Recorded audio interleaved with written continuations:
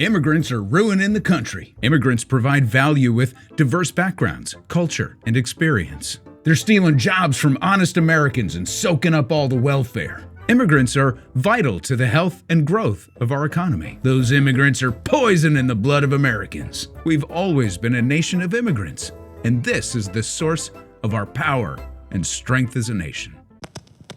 UNFTR.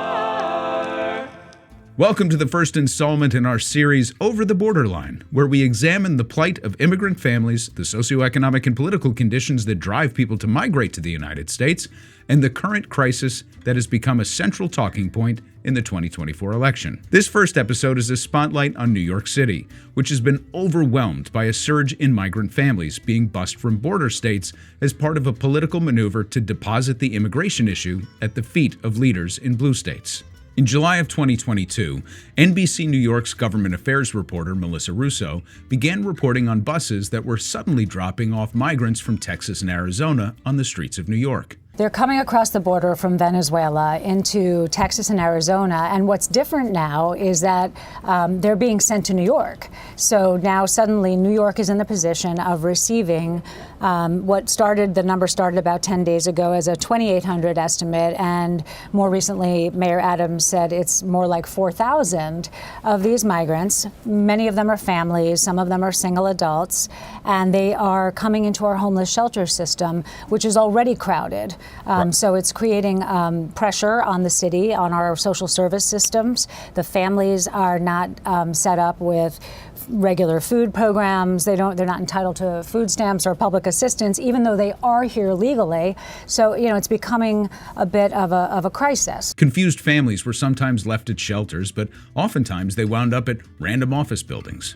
It was soon revealed that governors from border states were behind this initiative, with others like Ron DeSantis of Florida cashing in on the publicity and following suit. Within a year, the situation developed into a full-blown crisis, with more than 4,000 migrants seeking shelter in New York City and putting tremendous pressure on city agencies. Since that time, the numbers have been staggering. According to the Associated Press, quote, more than 172,400 migrants have arrived and gone through the city's intake system since the spring of 2022, Adams' office said. The majority have since moved on to other places or become self-sufficient, but over 67,500 are currently in the city's care. Migrants who find their way to the city have a few different paths to follow. In rare cases of single female travelers, there are two intake centers, one in Brooklyn and one in the Bronx, that typically shelter homeless or abused women. Single men are routed through the men's shelter on East 30th Street in Manhattan. And there are two family intake centers, one in Manhattan and one in the Bronx, called PATH, which stands for Prevention, Assistance, and Temporary Housing, and it does most of the heavy lifting to welcome families. And that's it. That's the extent of the intake infrastructure for New York City, a city of more than 8 million people, a city that already has a homeless crisis. As a result, non-governmental organizations have rushed to fill the gaps, and the city has pleaded with state and federal governments to provide resources and funding. The whole affair has turned into a national media circus and provided fodder for conservative outlets to both gloat and scapegoat. And the Adams administration isn't taking the criticism well. It even became the headline subject on The Daily Show recently. Buses arriving in New York City from Texas, one after another, filled with migrants seeking asylum. That's all you got? Nice try, Texas, but you heard the mayor. We're New York City. How dare you? No disrespect.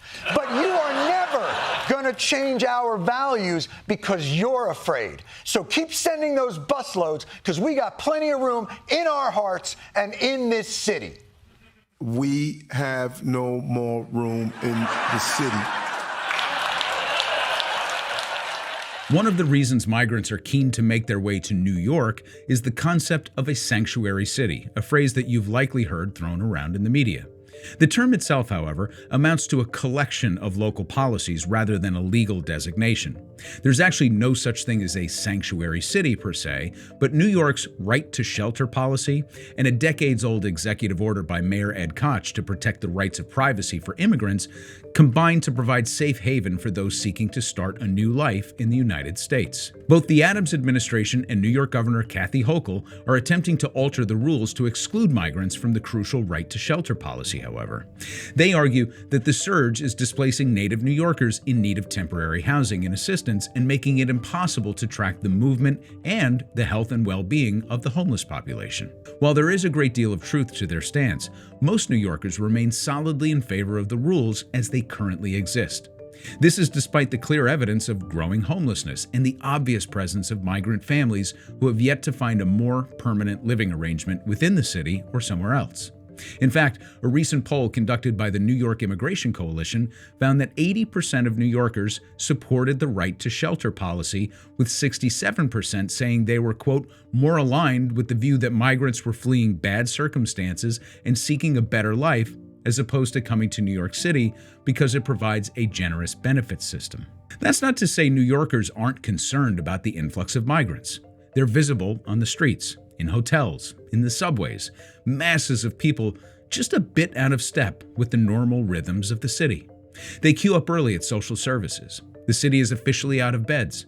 Makeshift tent cities on Randall's Island and the Bronx have become increasingly unsafe and unsanitary. And a couple of crimes and tense interactions with the NYPD have been blown wildly out of proportion in the conservative media, giving outsiders the impression that New York City is a war zone. The statistics tell a different story. The trending data show that violent crime continues to decline from pandemic-era highs and have even reached a low point since the NYPD began recording this information. On the other hand, felony assaults and robbery remain high compared to historical data, with grand larceny of motor vehicles especially. But most violent crimes such as murder, manslaughter, and rape are way down from historical highs in New York. One area currently experiencing a startling increase in criminal behavior is in the New York subway system, prompting Governor Hochul to enlist the National Guard to increase the armed presence in the subways. But how much of current crime trends are attributed to migrant families in the city? Not much. In fact, given the volume of migration into the city, one might assume that the crime stats would be through the roof, not trending in the opposite direction. The bottom line is that despite the massive influx of migrants into the city, there's no correlation to increases in reported crime data. But you'd never know it by watching Fox News. When I look at this, I see now what you're allowed to do. You're allowed to break into the country. They give you free bus tickets to New York. You could come here, you get a free hotel room, you get free cribbage, you get meals that are culturally appropriate. And then you could kick a cop in the head, get out of jail with no cash bail, and then skip town, drive drunk to California for a free sex change, and Democrats won't deport you. And you get the free health care. And the free reassignment surgery. Juan can become Juanita. And there's your 2024 Republican campaign platform. Illegal immigrants are violent, drive drunk, and get gender reassignment surgery on the taxpayer dime. So one of my closest friends is a guy that I worked with in the hospitality industry like a lifetime ago. He's still in the industry, and he texted me recently with a genuine question. There's no malice behind it whatsoever. In the exchange, he said there's a line of job seekers outside of his door every single day, whereas in the past, he might see a handful in a given month. And he shared a story about a supplier of his who just lost a huge beverage contract at a hotel chain because the hotel had been converted into migrant housing. So his question was, who the hell is paying for all this? And there are other implications behind this question as well that are worth exploring. Aside from who might be paying for all this, another question is, what happens to all of the people who receive city services like food, housing, and assistance if we're running out and have to resort to putting people in hotels? The quick answer to cost is simply that New York City is footing the bill. In fact, both the Adams and the Hochul administrations have been pleading with the federal government to help offset the additional cost of housing and services. And the state is picking up the costs outside of New York City. So there's a lot going on here. There's a ton of moving parts. And so there are non-governmental organizations like the one that you're about to hear from today that are busy raising money to help fill the gaps as well. But the whole thing is a budgetary disaster. A couple of people that I spoke to on background for this piece noted that one of the fatal flaws of New York's strategy is that the Adams administration is so reactionary that it winds up wasting time and money throwing good money and resources after bad, starting and stopping initiatives and the like. One example was an attempt to put an end date to housing, which led to a huge backlash from advocates who pointed out that this would only increase homelessness because migrant families are often sheltering while looking for work and applying for work papers. Throwing them onto the street only complicates that process and leads to unintended consequences with the city's existing homeless population that would have to be treated the same way by extension. In short, there are no good answers for this crisis at the moment. To add some context and color to what's happening on the ground, we reached out to the New York Immigration Coalition, a policy and advocacy organization that represents over 200 immigrant and refugee rights groups throughout New York. And joining me now is Marlene Galaz, the New York Immigration Coalition's Director of Immigrant Rights Policy. Marlene, thank you so much for joining us here today. Yeah, thank you so much for having me. So, why don't we start and just kind of set the table a little bit to talk about your organization specifically? Because you're a non-governmental organization, but you're very much on the front lines of the immigration issue as it pertains to New York City in particular. So can you describe to us what NYIC does to kind of secure and protect the rights of immigrants? Yeah, so the NYC has been around for a little bit over 35 years. We are an umbrella policy and advocacy organization working with on-the-ground organizations that work on immigrant rights, refugee rights, or rights of asylees. We are mainly concerned with bettering the material conditions of immigrants in New York State. We have staff members and organizations, member organizations and partners across all the state. So we're not only focused on New York City. I am based in New York City, but we are also focused on the well-being of immigrants across the whole of New York. Our main focus is to pass laws or policies, as well as budget initiatives to ensure the well-being of immigrants, and as I mentioned before, bettering our material well-being. Okay, so why don't we get a little historical context as well? Because my understanding is that you were very much involved over your career in kind of helping to shift our historical policy. And I'm speaking New York City centric at the moment, but our historical policy approach of incarcerating immigrants to where we are today with what appears to be more of a blended approach. So before we even talk about the surge over the past couple of years, can you talk about how the immigrant's journey has changed and the policy towards that journey has changed over the past couple of decades?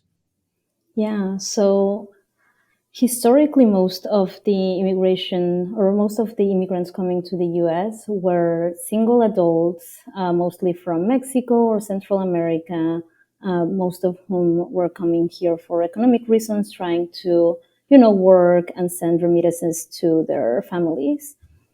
Since, I believe, fiscal year 2023, we have been seeing a shift on that. We have been seeing an increase on families. We have been seeing an increase of people coming with children, also unaccompanied children as well. That is something that we had seen before, but for the first time since in fiscal year 23 is when we saw that there were more families coming than single adults. Also, the countries where people are coming from are a little bit different. Whereas before, as I mentioned, were Mexican and Central American nationals. Now we have people coming from Ecuador, Haiti, China, India. Part of it is because of agreements between Mexico and Central America with the U.S., but also part of it is because of global conflict and just ongoing economic instability in the world. So historically, though, before the surge, how did New York specifically tend to deal, let's say 10, 20 years ago? How did the intake of immigrants differ then as it does now? Yeah, so New York has always been known for being a welcoming state. So I think we're going to talk about it later on, but for example, some of our sanctuary laws we've had in place for over 3 decades. So New York really has a tradition of being very welcoming to our newest neighbors. Immigrants are an integral part of the fabric of society, and they also do economic contributions and so on. Even without going that far, when was this, like 2020, 2021, when there were a lot of Ukrainian refugees being resettled here. The city set up specific programs for people who were in need, for these migrants. And we were actually a part of those programs. We had a Ukrainian resettlement fellow in contract with the city. So there has been a history of New York City with welcoming people from all over the world and setting up specific programs to do so.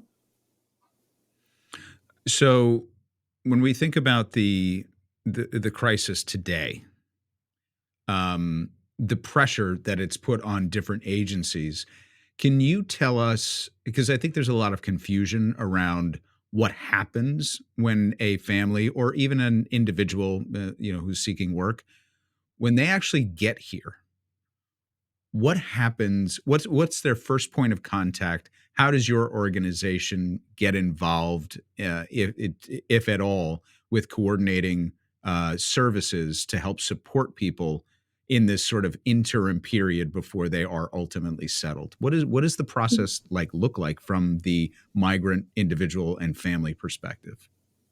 Yeah, so a lot of organizations, including the NYC, have been on the ground. We have been seeing in New York City, states like Texas, busing migrants from their state to the city. So the NYC, along with other organizations, many of our member organizations, have been literally on the bus stops waiting for people to arrive so we could support them in orienting them. Other organizations such as African Communities Together, Mixteca, QDEP, have also been a point of contact, the initial point of contact. And a lot of migrants coming here, they talk. A lot of information travels through word of mouth. So many of these organizations are what's called ethnic organizations, so organizations that are focused on serving a specific demographic. They even have their own outreach programs, or they help people, and then the people that they help tell other people. So it's very grassroots. There's a lot of community organizing happening that is not really supported, or not always supported, by government funds, but it's at the expense of our own communities. What does that mean? Raising money within the communities? Yeah, I mean, a lot of these organizations are also nonprofits or community based. So they might have grants, and they have their own grant writers. They might be asking for donations. They might have mutual aid as well. There's a very wide range of the type of organizations. Some of them might be more nonprofit, traditional nonprofits. And some of them are very much just depending on mutual aid, doing clothes drives on Instagram, just asking for donations generally. So there's a wide range, but most of the work that gets done is on the organization's own expense and capabilities. So let's just say a few new busloads of families. Maybe the country of origin is Venezuela, where the U.S. government actually has I don't even know what you would call it. It's an agreement that is put in place to make sure that we single that population out specifically because we have some sort of understanding that there's an economic crisis there, maybe some political crisis there, and we've granted them some sort of status. So just using that example specifically, a busload of Venezuelan families arrives on the doorstep at the Port Authority in New York City. Where do they go? What happens next? Yeah, so there's a lot. For the most fortunate cases, there tends to be organizations already on the ground waiting for them and directing them to where to go, giving them resources, telling them where the shelters are available for them, some of the next steps. For example, the NYC, along with some of our partners in Hispanic Federation and IARC, we also have had legal clinics to support people in filing for work permits, filing for their TPS petitions, and so on. So there's usually organizations on the ground that are directing people to where shelters are, where clinics are, and just having like resources ready, whether that's written, mostly written actually. So this sort of implies, so one of the, I think one of the misconceptions about now, if we go to the border, to the actual crossing and the moment that they enter the United States, using that same busload example, there's a misconception that there's some giant opening at the border where people are just streaming across and then haphazardly finding their way across, into different counties and towns, and they're being herded like cattle and stuck on buses. That's really actually not the case. I mean, because if they're on buses and they're coming into New York City and they are known, meaning somebody registered them at the border, that means that they presented themselves as seeking asylum and have registered, I guess, with a federal agency, and that's how we know they're getting here. Is that how the line of communication goes? I'm trying to really understand what that journey looks like from a practical standpoint, from the family's perspective. Yeah, that's a really good question. So there's a couple of things here, right? Like people who present themselves.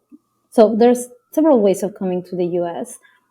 Some people can come through a port of entry, and there are some people who come between ports of entry. So let's say like the Tijuana San Diego border, like you make a line and then you present yourself and talk to a border agent.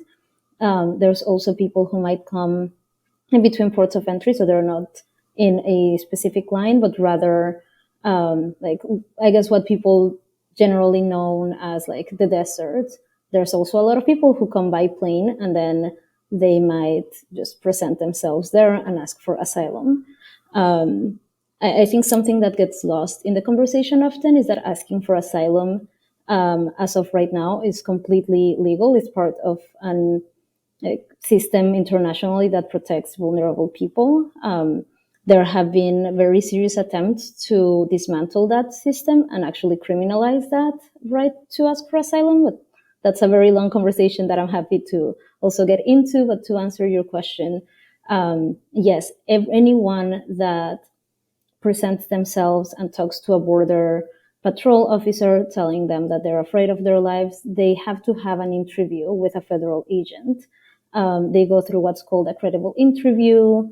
And it's actually like there's many steps to this process of asking for asylum. So 100% the federal government knows who is coming through and how many people.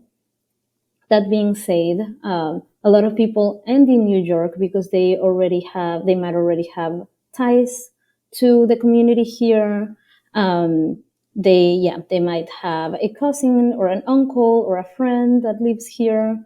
And also because New York City has a very long tradition of being multicultural and welcoming. So I actually think that it's a good sign that people are coming to New York and knowing that this could be their new home and being that they're very much ready to become part of our social fabric. So you mentioned the criminalization aspect, and I think it is a good thing for us to continue on that line of thinking, because if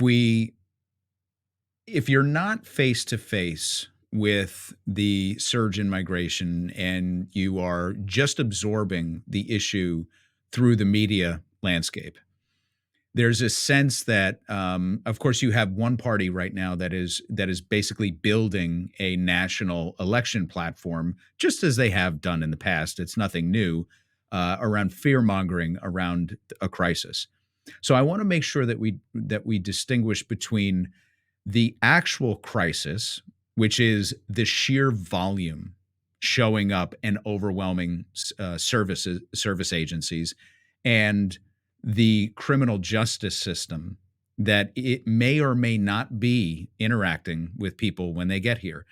How many is there an appreciable number of people of migrants coming into the country that do wind up interacting with the criminal justice system, and why might that be? What circumstances lead to that, or is it really not happening? Is this really just conjecture and rhetoric?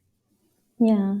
So there's so many layers to that question, and I'm going to try to answer it as much as I can, but please ask me any follow-ups if I forget.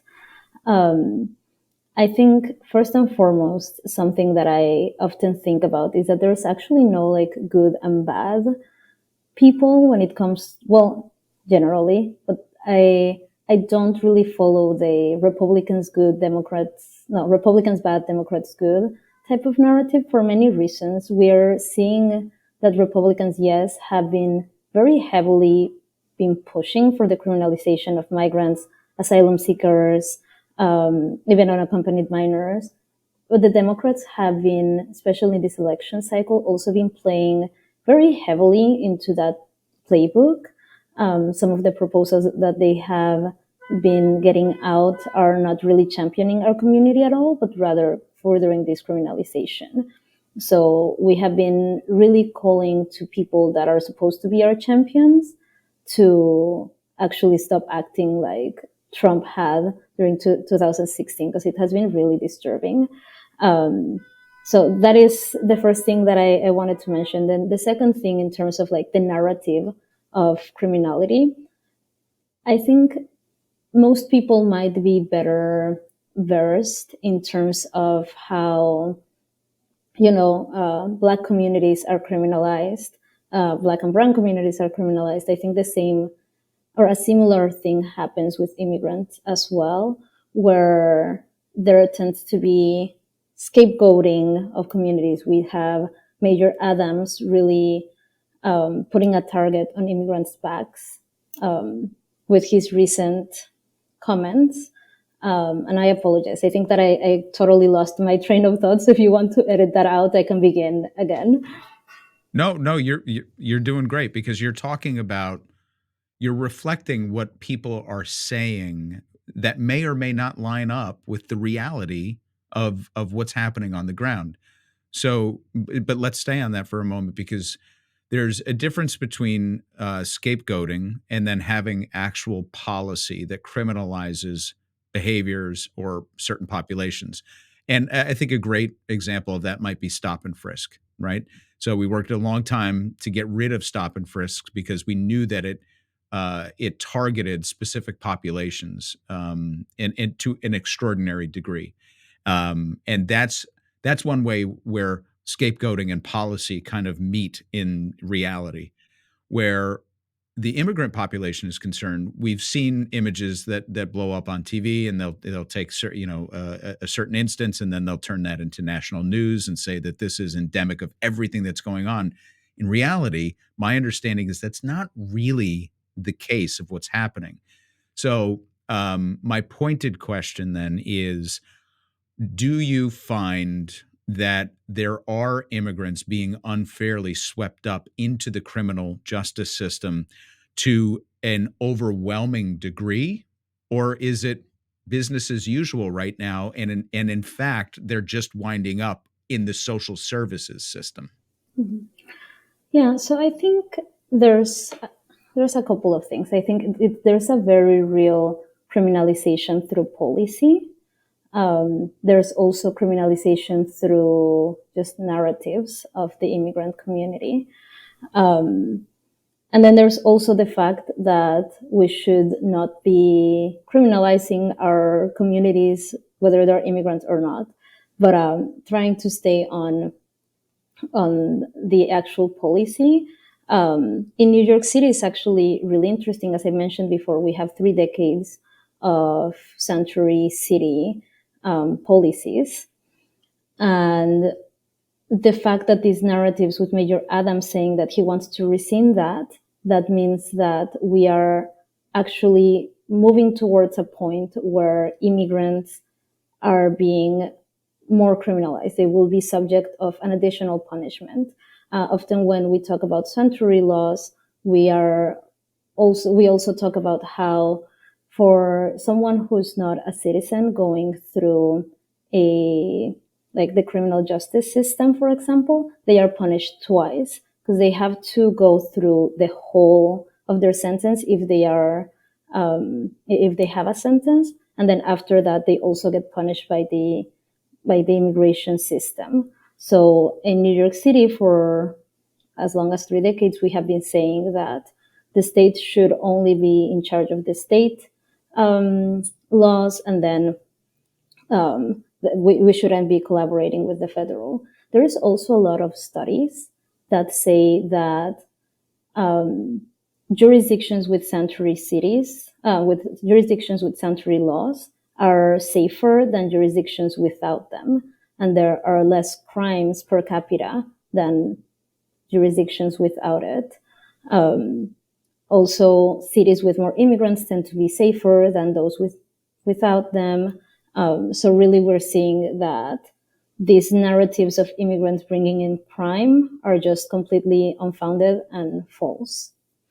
So that gets into a really good policy discussion about the concept of sanctuary cities. So again, in my reading, my understanding is that there is no such thing as a sanctuary city as a legal doctrine. That's not a thing, but it's usually a group of policy initiatives that sort of coalesce to into this idea of a sanctuary city where you can find safe harbor for myriad reasons.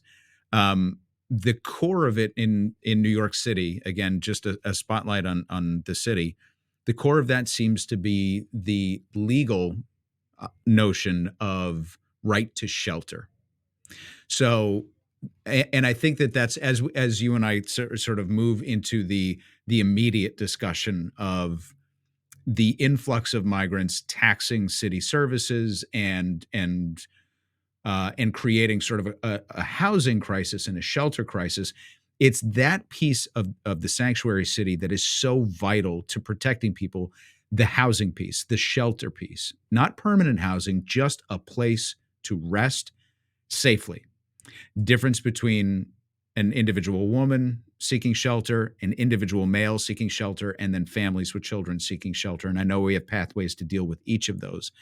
Can you talk about the importance of just that concept alone, the right to shelter, and what that means and how important that is for immigrant families coming to New York?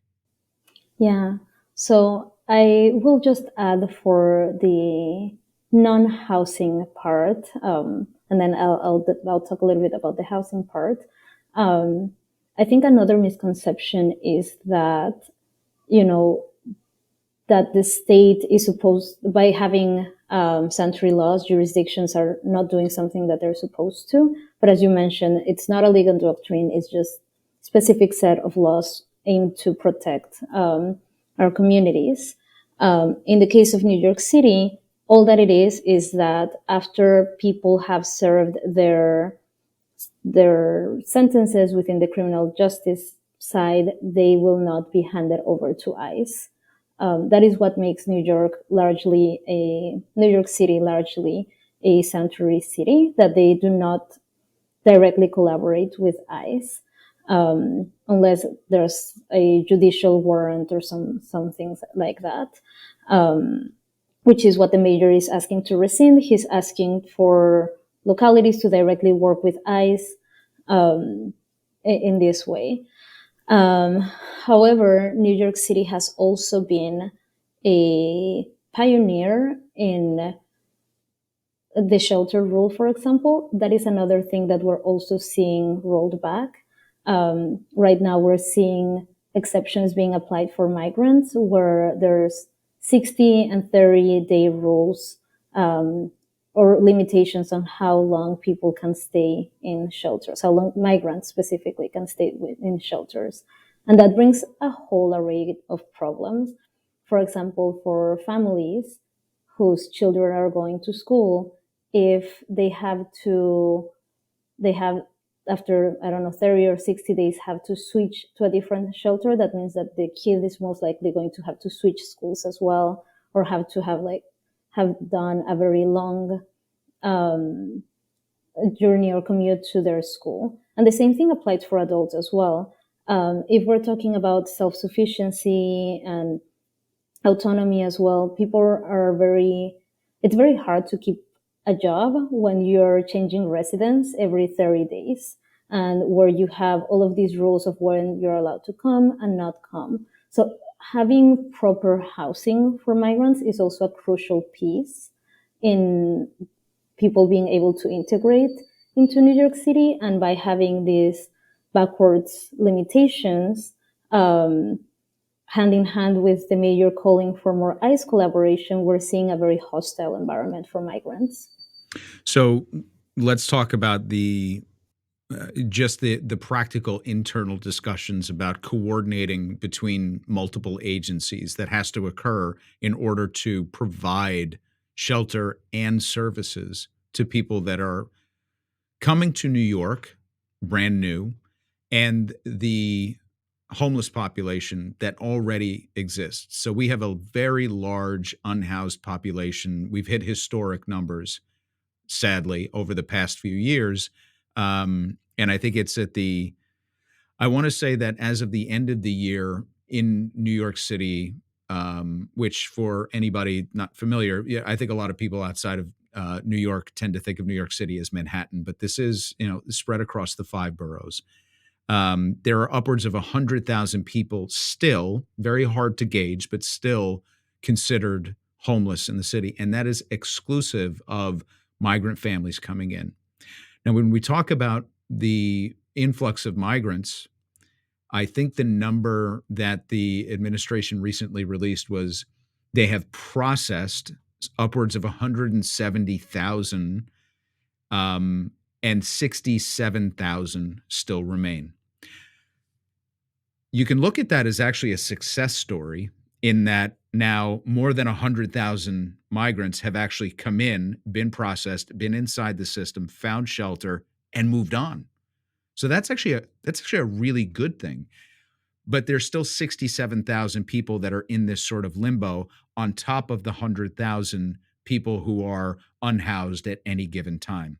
So my understanding is that it is very difficult for agencies to coordinate in the moment who is going to be in need of a bed, who is going to be in need of a meal, who is going to be in need of perhaps medical attention. And then there's the other ancillary, who's going to school, who's not, are we finding work and those other things. But just those core needs, where do you get involved? Where does NYIC, for example, get involved in helping to coordinate efforts between the multiple agencies that have to account for New York City's existing extraordinary homeless population and the people that are seeking immediate shelter through migration? Yeah. So first of all, I want to just put out there, because I would be amiss if I don't mention that what we're seeing right now, it's mostly an infrastructure crisis. This is something that advocates for unhoused people, immigrant advocates as well, have been calling for years before this surge, right? Like before the summer. We know that there's thousands of empty office spaces across the New York City. And if the city would have been actually working on adapting those for living, we wouldn't be in the situation that we're now in. They should have acted years ago, and it's really a failure of leadership. And it's really enraging to hear the mayor blame immigrants and vulnerable populations for failures of infrastructure and leadership. But now to answer your actual question in terms of what the NYSC, what our role is, we work in several ways. One of which is, as I mentioned, we coordinate a lot of efforts. We don't really provide a lot of direct services, rather. But for example, we coordinate legal clinics so people can get their work permits, get their status, and as they get work permits, they're able to move out of the shelter system. Because honestly, no one wants to be in a shelter. People want homes and people want safety, which is why they came here to begin with. In a different way, however, we also do a lot of policy advocacy. So I am not our housing expert. My area of expertise is more detention and deportation, as well as like legal services. But we do have an in-house expert on housing and health, and we push for policies that will protect our communities at the city, state, and sometimes federal level as well. So I would say it's a combination of both on the ground coordination, as well as pushing for policies that protect in the long term. Okay, so on the infrastructure issue, I do think that that's a valid point, and that extends to more than just managing and absorbing an immigrant population for short-term, mid-term, long-term, because we already have an affordable housing crisis, and clearly we have a housing crisis, period, because we have a large unhoused population.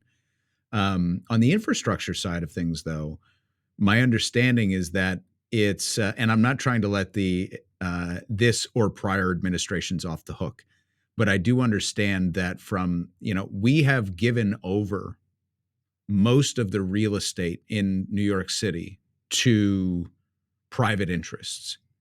And to take a commercial facility as an example, retrofitting a commercial facility that has a central infrastructure, meaning the core of the building is where all the bathrooms are. And they don't necessarily have showers. It's just for, regular bathroom facilities.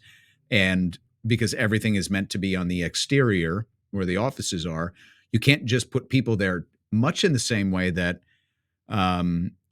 hotels are not a great environment, as we've discovered, for children. They might be fine for an individual, but putting a family in a hotel really limits the amount of services required to help foster a healthy environment for a child. So there are no perfect scenarios yet, because we have a private industry, a commercial industry that's not willing to just hand over the keys to a building and allow the city to retrofit it, and who would pay for that anyway? So I agree with you that we have an infrastructure problem. I'm not sure where exactly to lay the blame, other than this general sense of privatization that has occurred over multiple decades and just handing the keys over to commercial landlords. I mean, is that a fair assessment? I think that sounds right to me. As I mentioned, I'm not a housing expert, but what I do know is that the government in the city has very much focused on temporary solutions, 30-day, 60-day solutions. And some of our policy asks, for example, are for long-term voucher systems that actually allow people to live there for a year or longer. And it's also way cheaper than just putting people in a shelter. And I have data, because again, I'm not an expert on this, but my colleagues are. And like a housing voucher for a family in a 2-bedroom apartment is between $50 and $72 per night, depending on the program and how many people there are.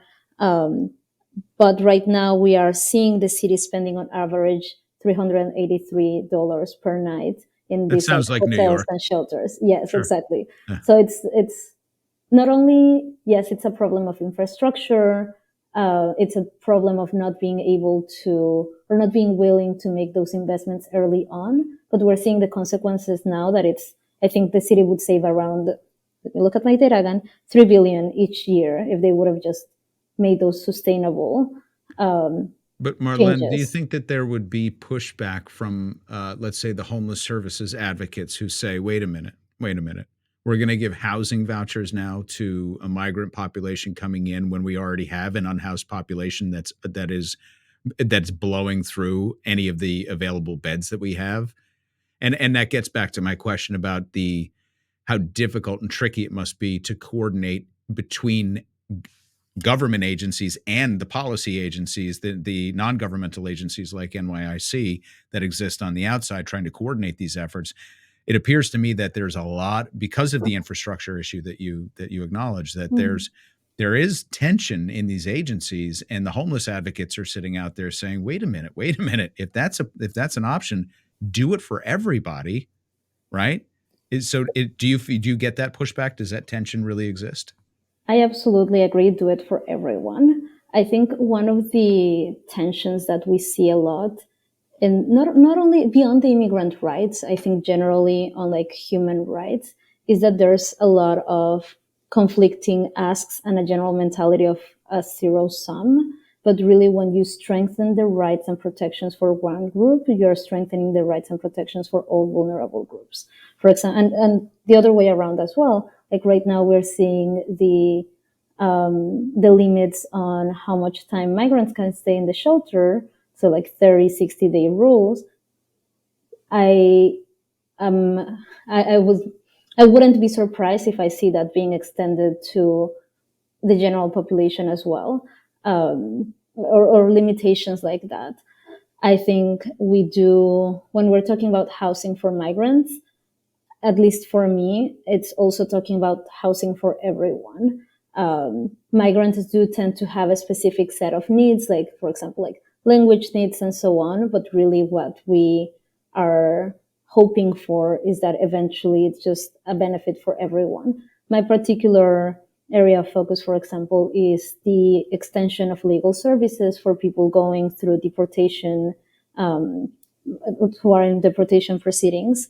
And I get that pushback as well of why do immigrants get free lawyers when people who are going through like family court not always get that, or even tenant rights. And my answer is always, yes, we want that as well for you. And I really think that when one vulnerable group wins, everyone does. And we should be working together more in the expansion of rights instead of on opposition to each other. But the tension is there and it's very real. And I think that is something that as a movement, we should be working together and in more collaboration and more coordinated for sure. I'm going to switch gears for a second to talk about the practicality of dealing with different countries of origin. So my understanding, I had watched, I think it was NBC's Melissa Russo had really kind of broken this story prior to it even being known that the Abbott administration was busing families into New York City. Just noticing that there were many, many new families and groups wandering around the city, being dropped off at office building locations and not having any idea like what to do next or even how this happened. And that in the initial reporting, it seemed like the preponderance of families that were coming here were from Venezuela, which correlated with kind of an uptick in the political and economic crisis that was occurring in Venezuela. But since that time, as you noted in the beginning, we're seeing many, many different countries of origin. So like it's probably a good thing that we're seeing an influx of Sudanese that are trying to escape the atrocities that are going on in Sudan right now. But how do you, from a practical standpoint, scale up to meet that population that has different dietary concerns, different language, different social structures, different norms? How do you meet the challenge of having a population come in that you weren't aware was actually going to get here? Yeah, that's a great question. And I think that is one of the wonderful things about living in New York City, which is already a city that has a very diverse population and a very diverse, this sounds like a contradiction, but a very diverse expertise, if that makes sense. So for example, in New York City, some of our members are groups and organizations that have very narrow focus and very narrow service recipients. So I mentioned Mixteca before, who is an organization that for many years have been working with people that come from, who have indigenous backgrounds from Mexico and Central America. So they have a lot of already like language expertise. They are familiar with the needs that they might have. Same is the case for example, African Communities Together, who's also an NYC member. For many years, they have been developing their expertise. They have been gathering resources, and they have been really meeting the demand in terms of like languages, cultural competency, and so on. That is not to say that everything is perfect. And for example, one of my other colleagues here at NYC, Taina and Kasise, they work specifically on a campaign for language access that is trying to develop a pipeline between like teacher for I'm not the expert on this campaign, but pretty much like a pipeline to get people who speak more less frequent languages, or languages that are not Spanish and French, for example, or Portuguese, to be able to work for the government to like have those skills. So it's also about having very intentional efforts, because New York City, we already have a lot of that expertise. It's the matter of actually like using and elevating those organizations and those people that have those skills so they can use it professionally and to support immigrants that are just arriving. No, that's interesting. I wonder,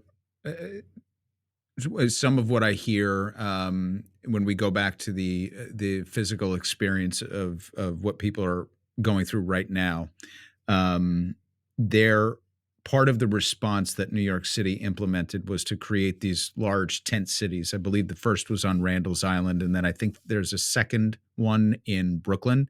And they've been taking a brunt of the, not families from what I understand, but a lot of the single individuals that are coming across the border and through multiple pathways.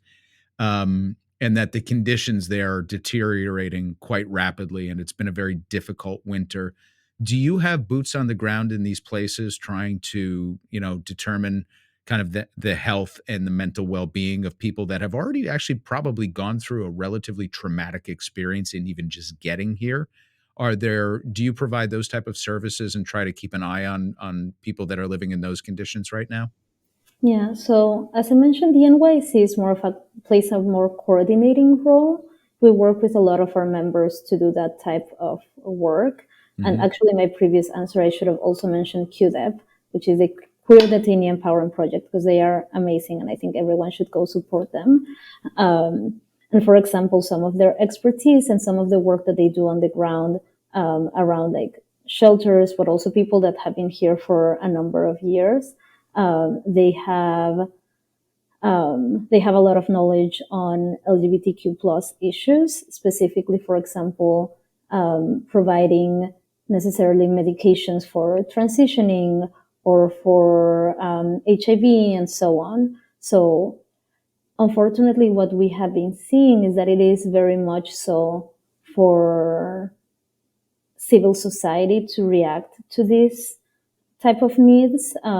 We do have some efforts that I'm not the person that does that. I'm more of like a policy person here at NYC.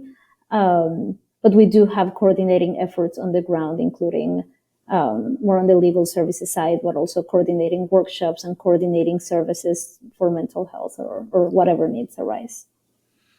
When we talk about policy and we talk about working with state and federal governments, I think you rightly noted that the Democratic Party might be taking a softer rhetorical stance, but in practicality, some of the bills that even the most recent bill that was put across had some trapdoors in it that were pretty dangerous for the immigrant population, and there were a lot of advocates looking at that, saying, there's no safe haven in either party right now. We just have a bad take on this.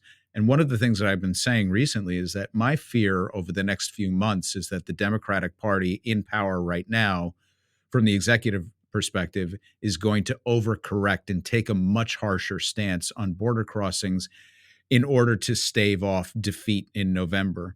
But in the event, so it's sort of like frying pan into the fire, in the event of a Trump second term, knowing that they're running on this issue as probably the top issue in the campaign. I think that's fair to say that at this point, the border is the big issue.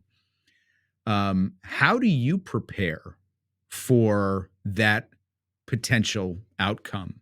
Are you having policy discussions internally? Are you creating are you like preparing for these outcomes and because my again I know this is a long-winded way of asking you this, but my impression is that the Democrat establishment might be harsh in this immediate, next few months in order to display some, some power. But the Republicans are looking to really execute on that power and change the scenario post the election. So how are you thinking about this moment in time and preparing for either outcome come November? Are you concerned? Are you worried? I am very concerned. I'm also very tired because these issues are always, and I think for people that are listening to this and also like following generally immigration conversations, it tends to be like, this is an emergency, like, and then a day after, like, now this is an emergency, and it's like ongoing state of emergency and attacks, and it is actually how it has been. It has been very concerning. One of the things that we have been seeing, and I believe I mentioned this, is very solid and very permanent change, or the proposals of very permanent changes on the asylum system, or the codification into law of programs that were before temporary, like remain in Mexico, which are things that we have known had very severe humanitarian consequences that are now being discussed as being permanent and codified into law. And this is not only by Republicans, this has been across the board. We are preparing as best as we can. I often think about New York, NYC, as being, we are a statewide organization. Our focus is New York, so hence the NY of NYC. However, we are also very aware that immigration tends to be very affected. It's always going to be very affected by what's going on at the federal state. And New York, for better or worse, also has a leadership role to play at the federal level. So we are very much engaged with what's happening at the federal level, both for those reasons and also because a lot of our member organizations are not as aware of what's going on at the federal level. So we're acting as that bridge.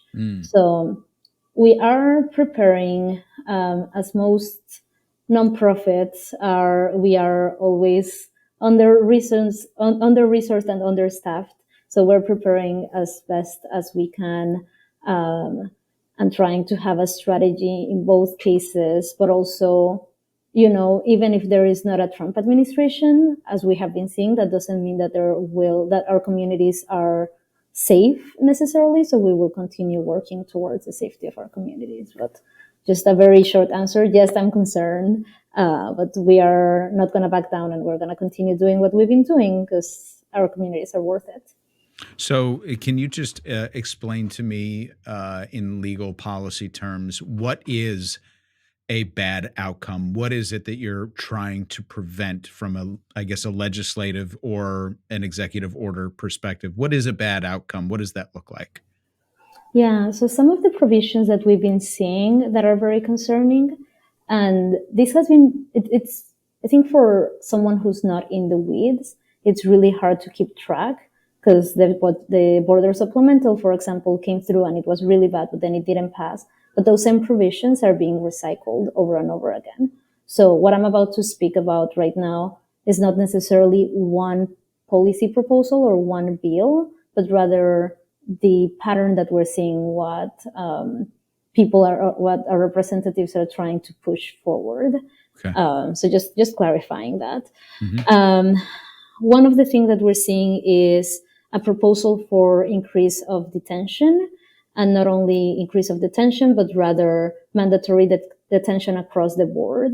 So for people who might be arrested, and that doesn't mean charged, just arrested, immediate detention, people who are coming through, I don't want to get too into the weeds, but there's this term as mandatory detention, which is like people who have to be detained no matter what, and they will not be released Um, there's no discretion there. That is being proposed to be expanded.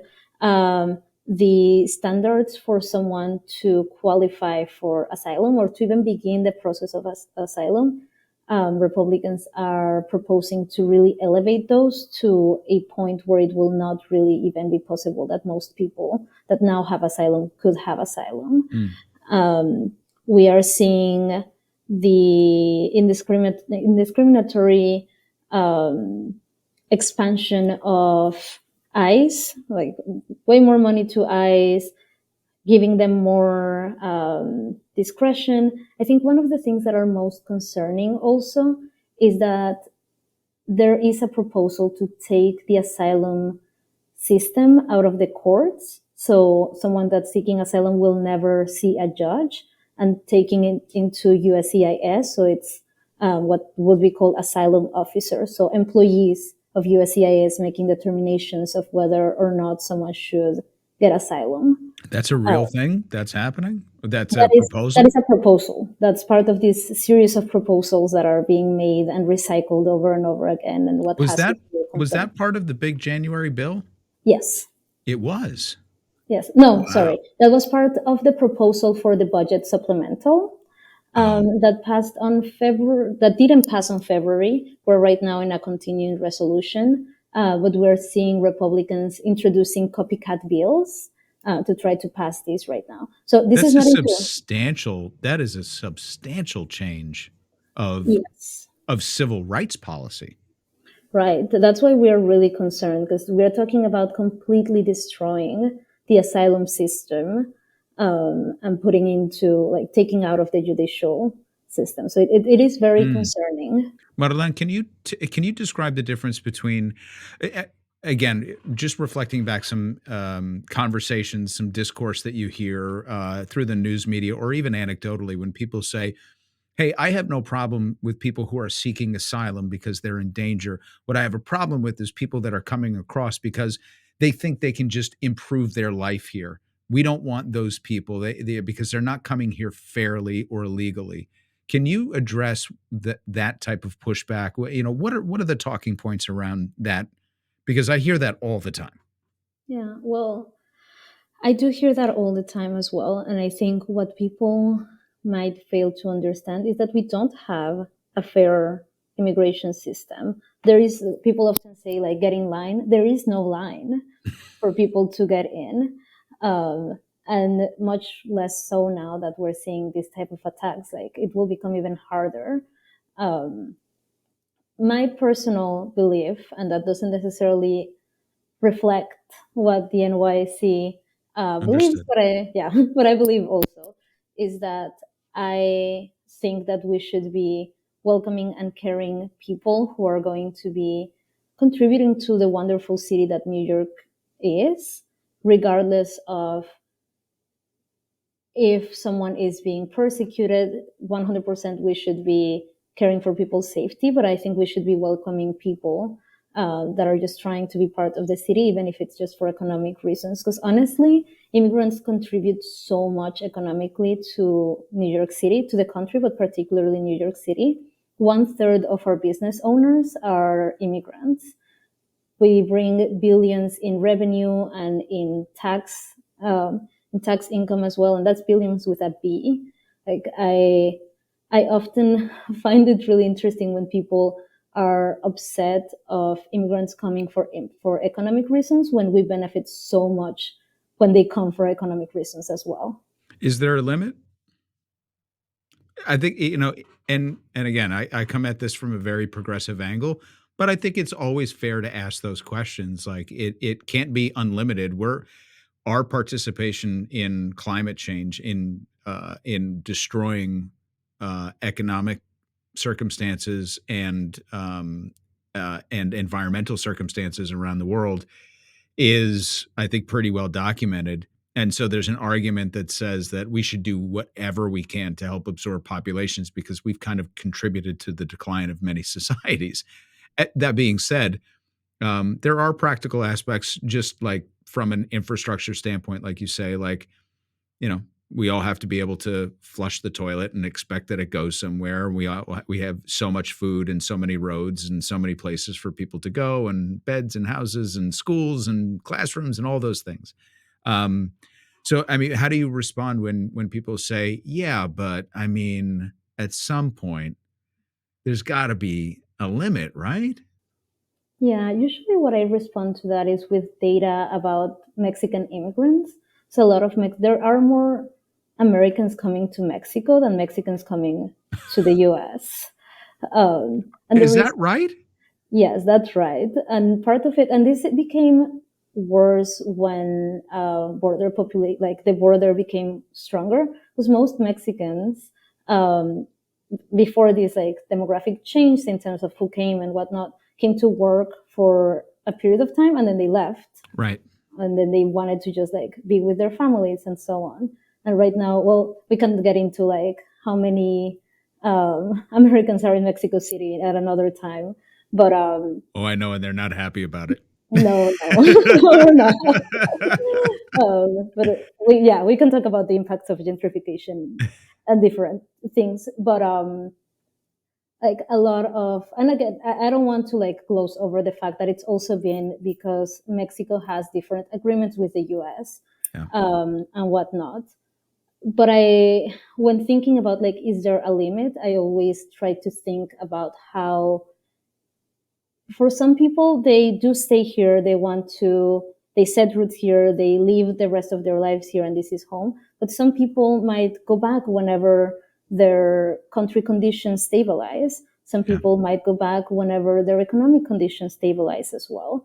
Like I do think it's a little bit of American exceptionalism when we think that everyone wants to come because this is the greatest country in the world, and I particularly don't think that's true. I know we're running up on time here, but you brought up something really important that I haven't heard in the discussion recently, at least. And we had done an episode about 2 years ago on sort of the mischaracterizations of immigration policy. And one of the things that we leaned on was the Clinton era criminalization of immigrant status in the United States.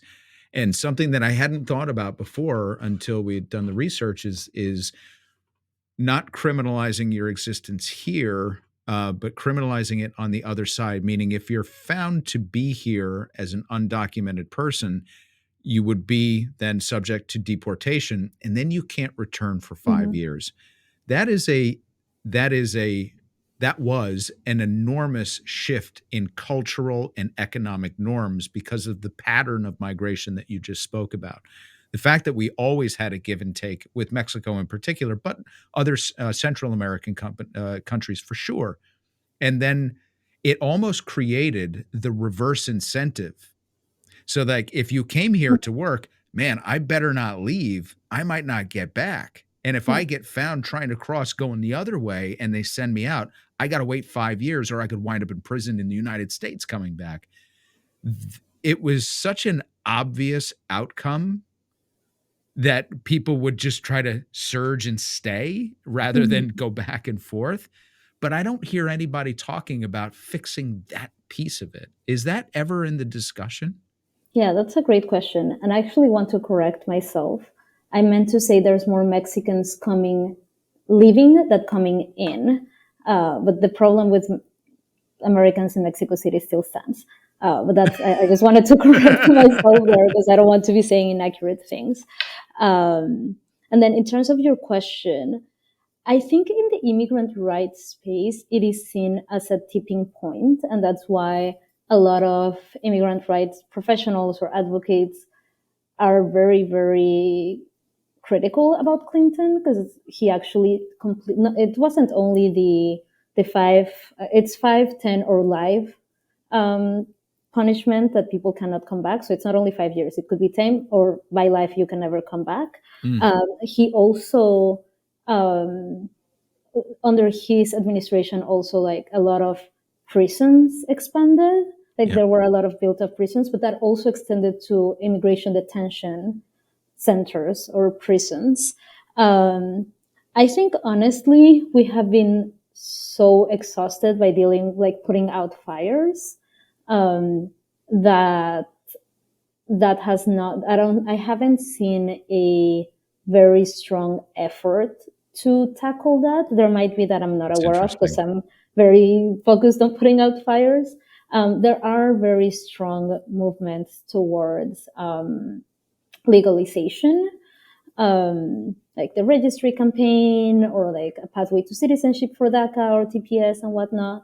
But to my knowledge, I haven't seen that, like something with real momentum come out. But I agree. I think it will make a huge difference because it's one of the many ways in which immigration has become from a civil, like technically it is a civil procedure, but it is so entangled with the criminal justice system now, or at least like treated as a criminal thing, that a lot of people in their minds, they also conflate a lot of these narratives and they equal immigrants with criminals. They, like, a lot of people think that if someone is undocumented, they must 100% have committed a crime, which is not necessarily true. A lot of people fall out of status, and that is not a crime. That is like a civil thing. And that is not to say that we should be throwing people under the bus who do have criminal histories. But I think it's just a very large misconception of how immigration actually works. The people that fall out of status, one of the, well, my understanding is that the issue with people falling out of status is that it suddenly disqualifies them for a lot of normal life activities, car insurance, right? A mortgage, that suddenly a lot of these things that might have been within reach or just doable to fit into the economic norms that we have in this country to kind of keep the engine running, that when somebody falls out of status or they're here or they're undocumented, you always hear the stories of, oh, so, some guy, an undocumented worker hit my car and, they weren't insured, obviously. So, my insurance company had to pick it up and is suing somebody, and now no one will ever see the money, blah, blah, blah. But that's a real thing. And I think that's also one of the dangers of having such an understaffed and underfunded system where people can't simply and easily renew. That I take your point that we're so busy putting out fires that there's just nobody minding the store and thinking logically and critically from a humanistic, but also pragmatic economic standpoint, that it's so much easier and beneficial to just renew that person's application to work here. Try to get them a pathway to citizenship. They're here, they're doing the work, they're contributing to society. They might not have a mortgage, but they're paying somebody rent, and that person is paying taxes on their home with the money that's, they're getting from rent. Like, it all works, but we have such a procedural barriers to allowing it to work to the extent that it would benefit everybody. And it's one of those frustrating situations where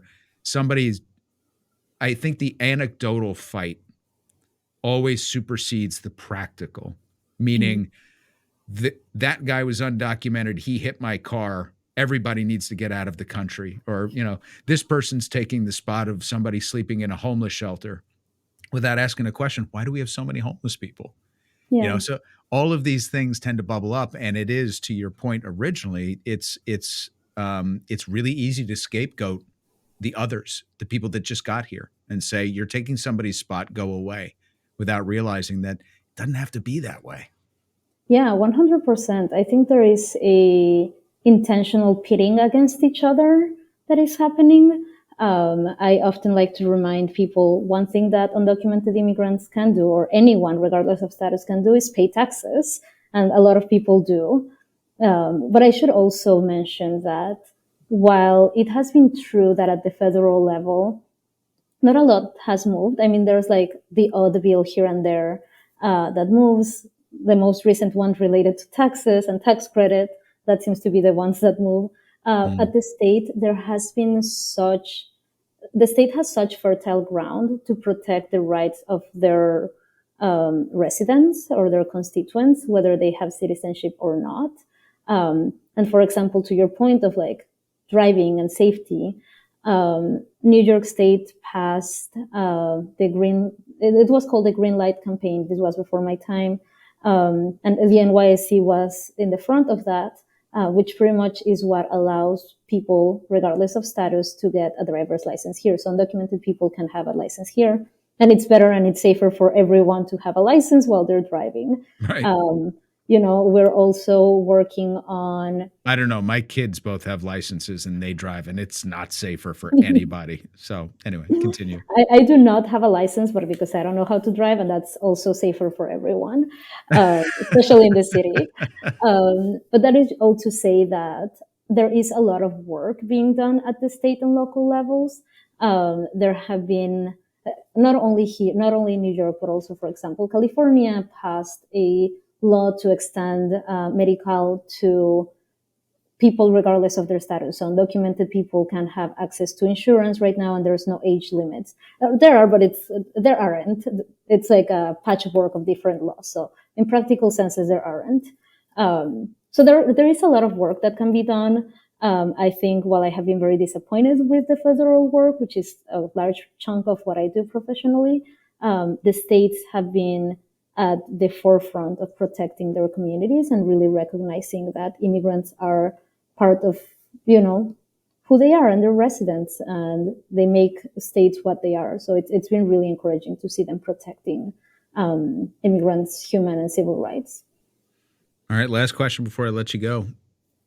What are you working on right now that gives you some optimism and that you're really taking some pride in, that there's some momentum on? That is a wonderful question, because I think that especially in the immigrant rights space, we tend to be, again, putting out fires and just really sad about attacks and whatnot. But at the NYSC, we have usually, I believe, about 5 campaigns going on, 5 state campaigns going on. And I really like them all. My particular campaigns are the Access to Representation Act and the New York for All Act, both of which are trying to expand rights to immigrants. And I am not allowed to pick favorites, so I'm not going to do that. I'll just talk a little bit of both. The Access to Representation Act gives me a lot of hope, because that is an area where we have been winning a lot over the past year. So the Access to Representation Act, what it's trying to do is to pretty much guarantee right to counsel to anyone going deportation proceedings, whether they are detained or not. Because right now, people who are going deportation proceedings, they do not have the guarantee of an attorney. They don't have the right to an attorney. So if they can afford one, they do have to represent themselves against a government attorney. So, I mean, I went to grad school and everything, but I cannot imagine myself representing myself against like a trained attorney. And that's what we're asking people who might not even like dominate the language yet or understand the system yet to do. And over the past few years, we haven't been able to pass that law. Hopefully this is the year. But what we have been able to do is to win money for that purpose, for the purpose of legal services. So 2 years ago, we got 20 million.